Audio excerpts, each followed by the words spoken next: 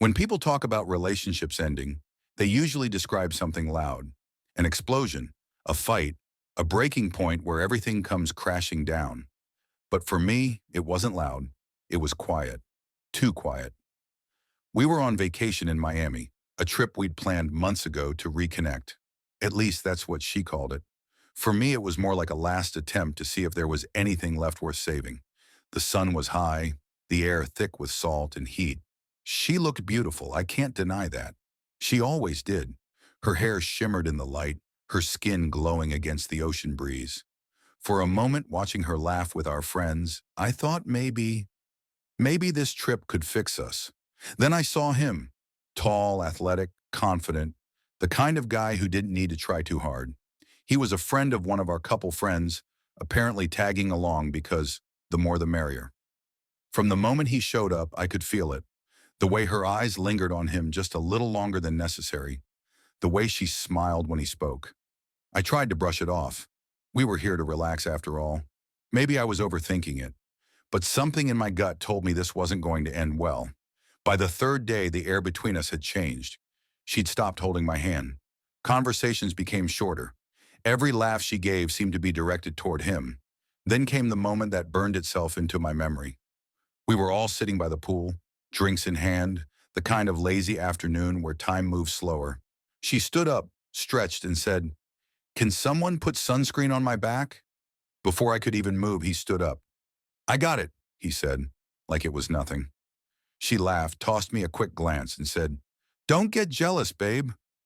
It's just sunscreen." And then in front of everyone, she turned her back to him. He squeezed the bottle, spread the lotion across her shoulders, slowly, deliberately. Everyone went quiet for a second, like even they could feel how wrong it looked. But she just laughed again. "Relax," she said over her shoulder. "I just asked him to put sunscreen on my back. If you're jealous, go home. Go home." Those words hit harder than I expected, not because of what she said, but because of how easily it came out of her mouth, like my feelings were some sort of joke. I didn't say anything. I just sat there, pretending it didn't bother me while every part of me screamed inside. I watched her joke with him, touch his arm when she laughed, completely ignoring the fact that I was sitting a few feet away. It wasn't jealousy anymore. It was humiliation. Pure, sharp humiliation that cut deep enough to leave a scar. When the sun began to set, everyone started heading up to shower before dinner. She was still talking to him, walking beside him, their shoulders brushing as they laughed about something I wasn't part of. That's when I made the decision, quietly, calmly, without anger or noise. I walked back to the room, packed my bag, and sat on the edge of the bed for a long time. The sound of the waves drifted in through the balcony door, mixing with the faint laughter coming from the pool below. I stared at my phone, at our pictures, smiles that felt so fake now. Then I booked a flight, the earliest one out. Midnight. When she came back to the room, she barely noticed the open suitcase at first. She was still smiling, still glowing from the attention she'd gotten all afternoon. "What are you doing?" she asked when she finally noticed. "I'm leaving," I said simply. Her smile faltered. "What?" "Don't be dramatic, it was just a joke." "Right," I said, zipping up the bag. "Just a joke." She stepped closer. "Come on, don't be like that." "You always overreact. It's exhausting." I looked at her. Really looked at her. The woman I once loved more than anything stood there in front of me. Dismissive, unapologetic, like she had no idea what she'd done. Maybe she didn't. Or maybe she did and just didn't care. "You told me to go home," I said quietly. "So I am." For a second, I thought she might stop me. She didn't. She just crossed her arms and rolled her eyes. "Fine. Go ahead." "You always run away when things get hard." I didn't answer. I just walked out, my suitcase rolling behind me, the sound of its wheels echoing down the hallway. The cab ride to the airport was silent. I watched the city lights blur past the window, feeling that familiar ache in my chest. The one that comes when you finally accept that something is over. Not because you want it to be, but because there's nothing left to fight for. On the plane, I turned off my phone. I didn't want to see her name. I didn't want to hear her voice. I just wanted peace. When the plane took off, I felt something loosen inside me, Like I'd been holding my breath for years and finally exhaled. But the next morning, my phone wouldn't stop buzzing. Calls, messages, notifications, nonstop. At first, I ignored them. Then I saw her name flash on the screen again and again. And then my friend Mark's name. Then another mutual friend. I hesitated, then finally answered. The moment I picked up, I heard panic on the other end. "Man, where are you?" Mark said. "You need to see this." "What's going on?" "It's about her," he said. "It's bad." Really bad. I didn't say anything, but my heart started to pound. He sent me a link, a video. I opened it, and everything I thought I knew about that night shattered in an instant. I tapped the link, and for a second the screen stayed black. Then it started playing. It was a shaky phone recording, the kind people take when they know they're capturing something they shouldn't. At first I saw the pool, the same one we'd been sitting by earlier, the same chairs, the same laughter. And there she was, my wife, dancing. It started innocently enough. Music, people drinking, having fun. But then I saw her, sitting on the edge of the pool with him, their legs in the water, her hand resting on his shoulder like it belonged there. Someone off camera laughed and shouted, "Get a room already." Instead of pulling away, she leaned in closer. Then the camera zoomed, and I watched her whisper something in his ear before pressing her lips against his cheek. He turned his head, and then they kissed, right there, in front of everyone. The video ended there, but the damage was done. My hands were trembling, my jaw locked so tight it hurt. I replayed the video twice, hoping maybe I'd miss it. Maybe it was the lighting, the angle, anything but what it looked like. But it was clear. She didn't just cross a line, she destroyed it. Mark called again. "I didn't want to be the one to tell you, man, but it's all over social. Someone posted it to their story, and it spread. She's freaking out now, let her," I said quietly. My voice sounded hollow, even to me. He hesitated. "You okay?" I didn't answer, because no, I wasn't. I'd spent months trying to fix something that had been broken beyond repair. I'd ignored the distance, the late nights, the laughter that no longer included me. And now here it was, proof that I'd been holding on to a ghost. The rest of the day passed in a blur. I ignored every call, every message. When my phone finally died, I left it that way. It wasn't until evening that I opened my laptop and saw her emails. Dozens of them. The subject lines read, "Please answer me. You don't understand. It was a mistake. Please come back." Then one more. "I'm sorry. Please just talk to me." I didn't respond. 2 days later, she showed up at my apartment. I hadn't told anyone where I was staying, but she knew me well enough to guess. When I opened the door, she looked nothing like the woman from that video. Her hair was messy, eyes swollen, voice shaking. "I didn't mean for it to happen," she said before I could even speak. "I was drunk. It was stupid. I swear it didn't mean anything." I stared at her. "It meant something to me." She flinched. "Please, just let me explain."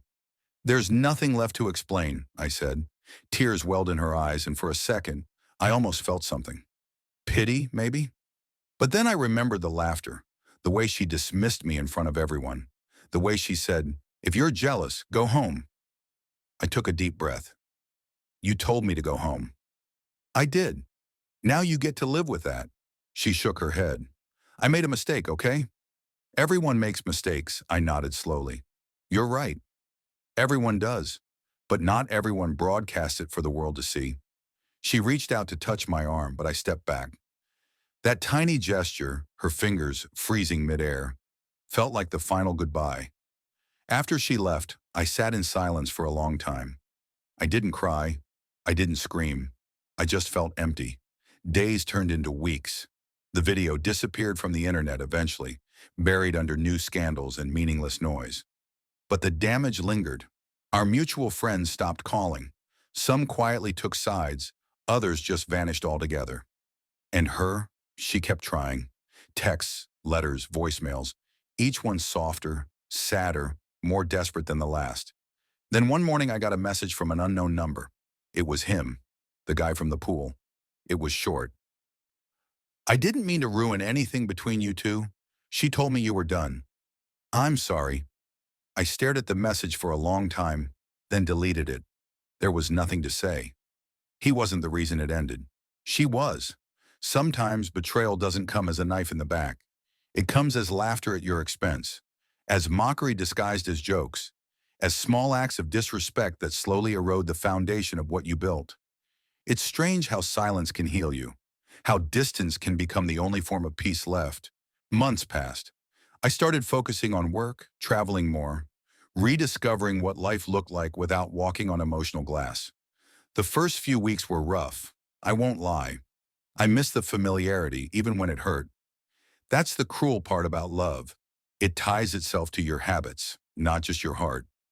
One evening, I was sitting at a small cafe near the coast, the sun dipping below the horizon, when my phone buzzed again. Her name. For the first time in months, I opened the message. It wasn't an apology this time. It was a photo. She was sitting by the same pool from that trip, alone. The caption said, "I wish you'd stayed." I stared at it for a while, then turned off my phone again. Because the truth was, I had stayed long after I should have left. I stayed through the lies, the distance, the humiliation. Leaving wasn't the betrayal. Staying was. That night, I took a walk down the beach. The waves crashed quietly, the same rhythm that once filled our hotel room. That night, I packed my bags. But this time, the sound didn't hurt. It felt clean, final. I thought about all the things I wanted to say to her, how she made me feel invisible, how I'd watched the woman I loved become someone I didn't recognize. But I didn't need to say them anymore. Because sometimes, silence says more than any speech ever could. Eventually, I met new people, traveled to places I used to dream of visiting, laughed without pretending. There was a night months later when someone new sat across from me at dinner, and for the first time, I didn't compare her to my past. That's when I knew I'd finally let go. They say forgiveness is for yourself, not for the person who hurt you. I used to think that was just something people said to sound wise, but now I understood. Forgiveness isn't about excusing them. It's about freeing yourself from the weight of what they did. I'll never forget that afternoon by the pool, the look on her face, the laughter, the sting of those words. But I don't replay them anymore. They're just a chapter, one that ended the moment I walked away. And maybe that's the lesson buried in all of it. Sometimes love doesn't end with shouting or crying. It ends with quiet clarity. A moment where you realize that respect is the foundation of love. And once that's gone, everything else crumbles. The funny thing is, people kept asking me later, "Don't you ever wonder if she regrets it?" I used to, but not anymore. Because the truth is, regret doesn't undo betrayal, and closure doesn't come from their apology.